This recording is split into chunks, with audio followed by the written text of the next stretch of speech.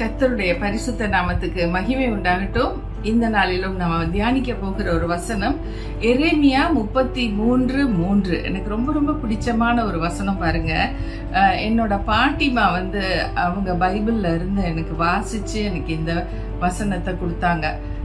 அதனால எனக்கு இந்த வசனம் எனக்கு ரொம்ப ரொம்ப மனசுக்கு பிடிச்சமானது. இந்த வசனத்தின்படி இந்த நாட்கள்ல ஊழியத்தின் நிமித்தம் எனக்கு கர்த்தர் செஞ்சுட்டும் வர்றாரு.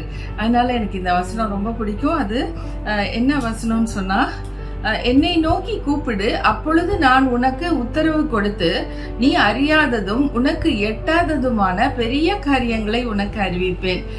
என்ன ஒரு அருமையான ஒரு வசனம் பாருங்களேன். அதாவது நம்ம அவரை நோக்கி கூப்பிடணும், அதாவது ப்ரே பண்ணணும். ஜெபம் பண்ணும்போது அவர் என்ன செய்யறாரு, நான் உனக்கு உத்தரவு கொடுத்துருவேன், பெர்மிஷன் கொடுக்குறேன் உனக்கு. எதுக்குன்னா, நீ அறியாதது, நீ உனக்கு உன் மனசுலே தோண்டி இருக்காது, அறியவே செய்ய மாட்ட நீ, ஆனா உனக்கு எட்டாத பெரிய காரியம், எட்டாததுமான பெரிய காரியங்களை நான் உனக்கு அறிவிக்க போறேன்னு சொல்றாரு. ஆண்டவர் நல்லவர் பாருங்க.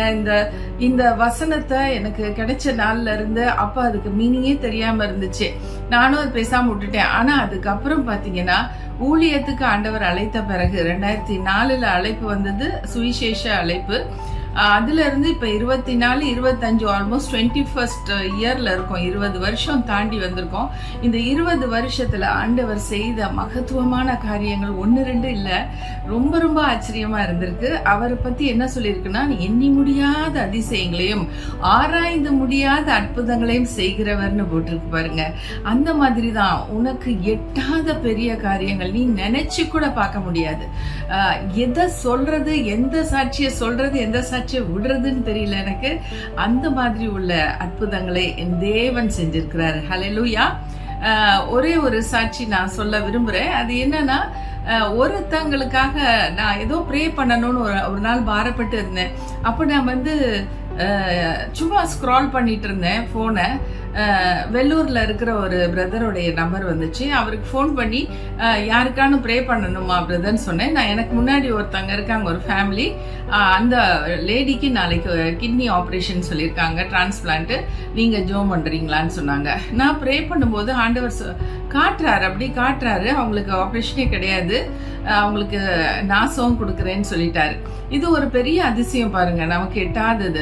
ஆனா அவர் என்ன காட்டுறாருன்னா, அந்த ஹாஸ்பிட்டல்ல படிக்கட்டு ஏறி நிறைய யங் டாக்டர்ஸ் அந்த ஒயிட் கோட் போட்டுட்டு மேல போறாங்க. அந்த லேடியை பார்த்துட்டு திருப்பி வராங்க. So there are lot of audience அவங்களுக்கு. ஏன்னா அந்த அற்புதம் நடந்தது ஆச்சரியமான காரியம்ல, அதை டாக்டர்ஸ் பார்த்துட்டு வராங்க. இந்த மாதிரி ஒரு காட்சியும் நான் பார்த்தேன்.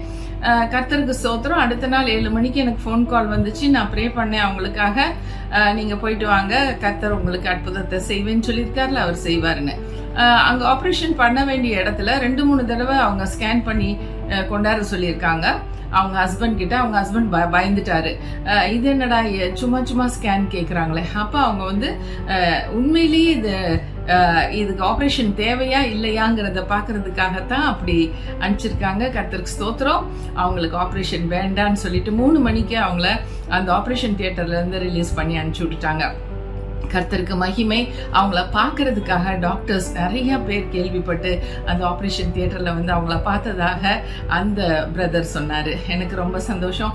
கர்த்தர் இப்படி எட்டாத, நம்மளோட அறிவுக்கு மேல உள்ள காரியம், இது நமக்கு எட்டாத காரியம், பெரிய காரியம். இது நம்ம நினைச்சு கூட பார்க்கல. ஆனா பாருங்க, அன்னைக்கு அவங்களுக்குன்னு நான் ப்ரே பண்ணணும்னு ஆண்டவர் வச்சுட்டு இருக்காரு பாருங்க. அந்த உத்தரவு கொடுத்துட்டாரு. அது நிமித்தம் அவங்க நீடிய நாட்கள் வாழ்ந்தாங்க. ஹல்லேலூயா. கர்த்தருக்கு மகிமை உண்டாகட்டும். இது மாதிரி கோமா பேஷண்ட்ஸ், ஹார்ட் பேஷண்ட்ஸ், ஹார்ட்ல ஹோல் உள்ள பேஷண்ட், இந்த மாதிரி எல்லாம் ஜெபத்துக்கு வரும் பொழுது அவர்களுக்காக மனதார கண்ணீர் விட்டு அப்படியே நான் மன்றாட்டு பண்ணி ஜெபிக்கும் பொழுது கர்த்தர் மனம் இறங்கி உத்தரவு கொடுத்து எனக்கு நான் அறியாததும் எனக்கு எட்டாததுமான பெரிய காரியங்களை அறிவித்துக் கொண்டிருக்கிறார். எங்களோட மினிஸ்ட்ரி பேரு ரிஜாய்ஸ் மினிஸ்ட்ரிஸ். ரிஜாய்ஸ்னாலே சந்தோஷப்படுறது, சந்தோஷத்தின் உச்சகட்டம் தான் அந்த மகிழ்ச்சிக்கு மேல ஒண்ணு இருக்குன்னா களி கூறுதல். அதுதான் ஆடிப்பாடி கொண்டாடக்கூடிய ஒரு நிலை. அந்த மாதிரி உள்ளதை ஆண்டவர் கொடுத்திருக்காரு. அதன் நிமித்தம் இந்த நாட்கள்ல ஜெபத்துக்குன்னு வந்தவங்களுக்கு கர்த்தர் பெரிய காரியங்களை செய்கிறார். கர்த்தருக்கே மகிமை உண்டாகட்டும். இந்த சாட்சி உயிரோட்டமான உண்மையான சாட்சி. இந்த காரியத்துக்காக நான் கர்த்தரை துதிக்கிறேன். கர்த்தர் மகத்துவமான காரியங்களை செய்து அவருடைய நாமத்தை உயர்த்துகிறார். அவருக்கே கோடி கோடி ஸ்தோத்திரம் உண்டாகட்டும். நாம் ஜெபிக்கலாமா? நல்ல ஆண்டவரே, இந்த காலகட்டத்துல ஆண்டவரே அநேகருக்கு சரீர பலவீனங்களும் சரீரத்துல வியாதிகளும் இருக்கக்கூடிய சூழ்நிலைகள் யாரு ஜெபம் பண்ணாலும் அதை கேட்கறதுக்கு ரெடியா இருக்கீங்க ராஜா. கேட்டு அதற்கான பதிலும் உடனே கொடுக்கிற தெய்வமா இருக்கிறீங்கப்பா. உமக்கு நன்றி தகப்பனே. இந்த நாள்ல நாங்கள் அப்பா அப்படிப்பட்ட பேஷன்ஸுக்காக நாங்கள் ஜெபிக்கிறதுக்கு ரெடியா இருக்கோம்ப்பா. எங்களுக்கு பின்னாடி நிறைய ஒரு பிரேயர் வாரியர்ஸ் டீமே இருக்கு ராஜா ஜெபிக்கிறதுக்கு. அடுத்த நல்லவராண்டவர் பெரிய காரியங்களை செய்யுங்கப்பா. உங்களுடைய நாமத்தை உயர்த்தி உயர்த்தி உயர்த்தி நாங்கள் சொல்லத்தக்கதாய் இன்னும் அதிகமாய் உங்களுடைய நாமத்தை உயர்த்தத்தக்கதாய் தேவரீர் கிருபை செய்வீராக. இந்த ஜெபத்தை கேட்டு இந்த மெசேஜை பார்த்தவங்க கூட ஆண்டவரே ஃபோன் பண்ணி பேசட்டும். ஃபோன்லயே கூட நான் ஜெபிக்க ரெடியா இருக்கேன் ராஜா. நீங்க ஆசீர்வதிங்க, ஒவ்வொருவரையும் காத்துக்கொள்ளுங்க. இந்த நாள் விசேஷித்த நல்ல நாளாய் விளங்கட்டும். இயேசுவின் நாமத்தில் பிதாவே, ஆமென். Thank you friends. God bless you all.